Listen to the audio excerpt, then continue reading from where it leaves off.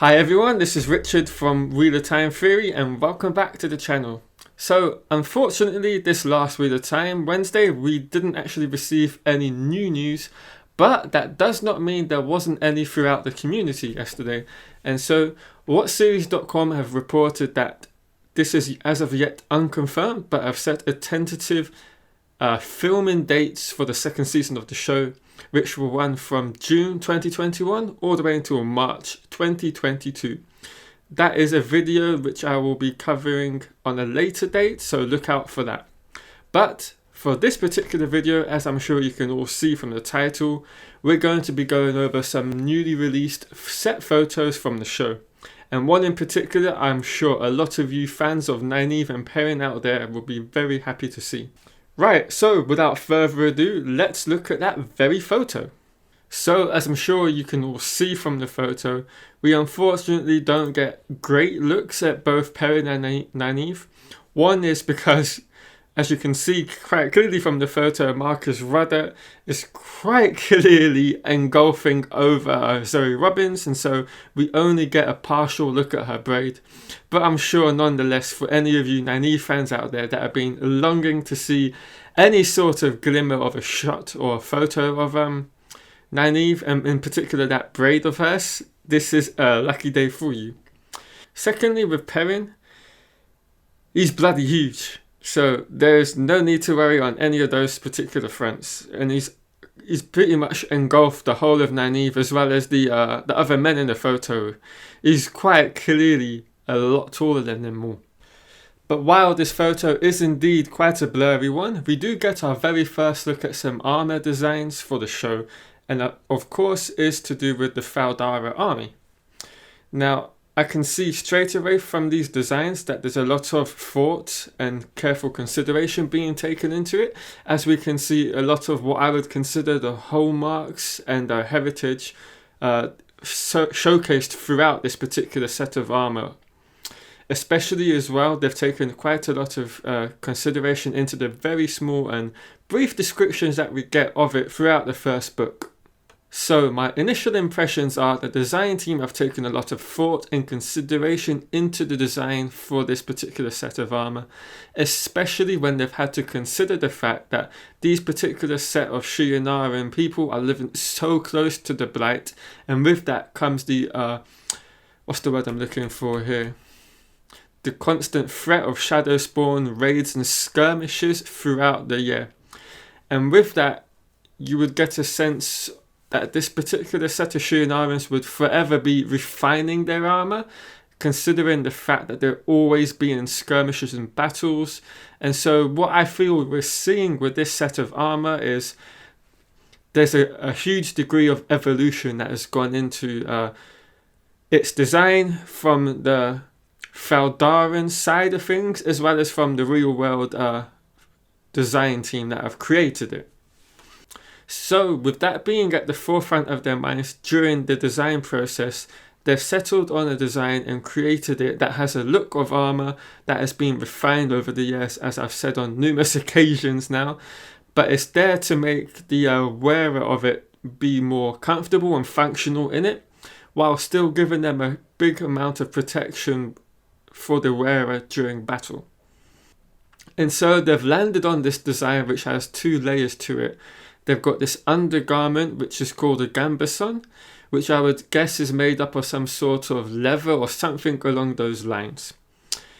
And then we've got this outer layer which is more the traditional heavy duty iron or potentially steel breastplates and gorgets.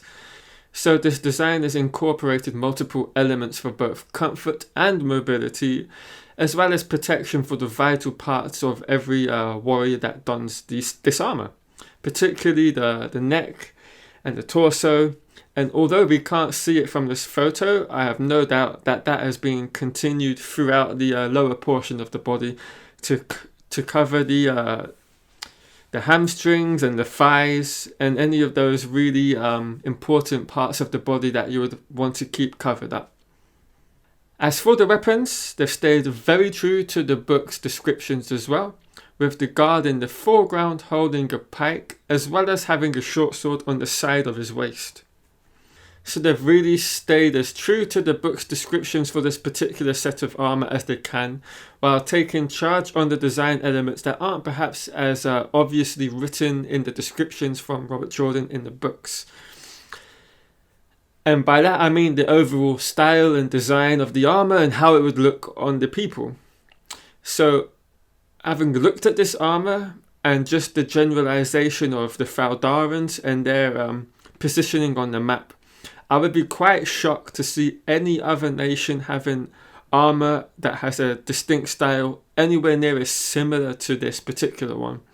I would expect quite a lot of the other nations to, in fact, actually have an armor that's kind of more ceremonial and just for decoration than for actual warfare. So that would be something that's quite interesting to look out for on any of the other armor we could potentially see in the future. And then finally, the last thing I've noticed with this particular photo is they've even included the yellow cloak that Robert Jordan described in our first meeting in chapter 46 of The Eye of the World. So it's really impressive. I've literally just picked that up while looking at the photo right now.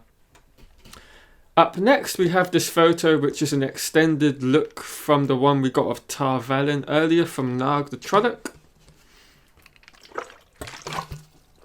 But now we actually have the whole photo to mull over, which is quite nice.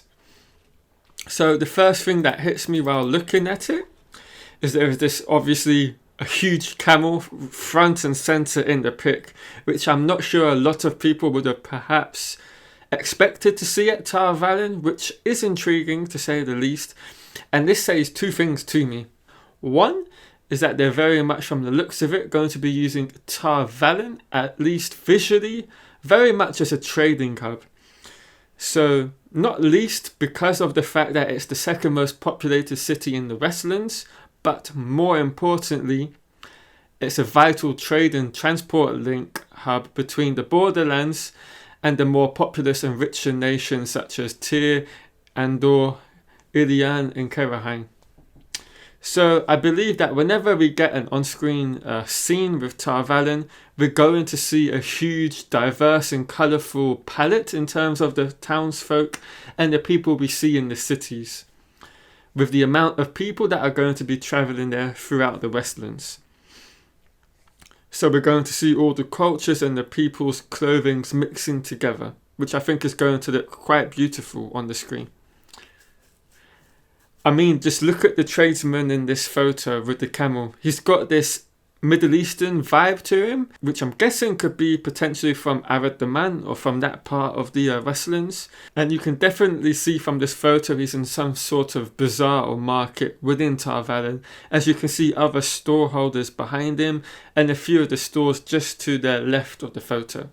And finally, we've got these last two images, which are both from the set of Fal Dara, with the first image giving us our first look at the interior of what I'm presuming to be the fortress located there. And along with that, we get our first look at the flag of Shinar as well. And I have to say, it's a really beautifully designed flag. I really like it. And of course, we can't not talk about the chandelier as well. It's another beautiful piece of craftsmanship, and it's showing their attention to detail with everything they're going to have on the show. And finally, the last image is of the Fal Dara training grounds. Now, if you remember and cast your mind back maybe 2 to 3 to 4 months ago, a whole bunch of leaked set photos made the rounds as a passerby just happened to stumble across this set. Now, we've got a new photo from this set, but it's from a ground level, so this is obviously from someone on the show. There isn't really a lot of new information to be gathered and gained from it. All it does show is this ballista, and in the background we can see all the all the target practice for the archers in the army. So yeah, like I said, not a lot of new information to be gathered from this, but it's just another cool image to have a look over. Right, and that is the end of the video today. I hope you've all enjoyed it. If you have, leave a like down below, and I will see you guys in the next video.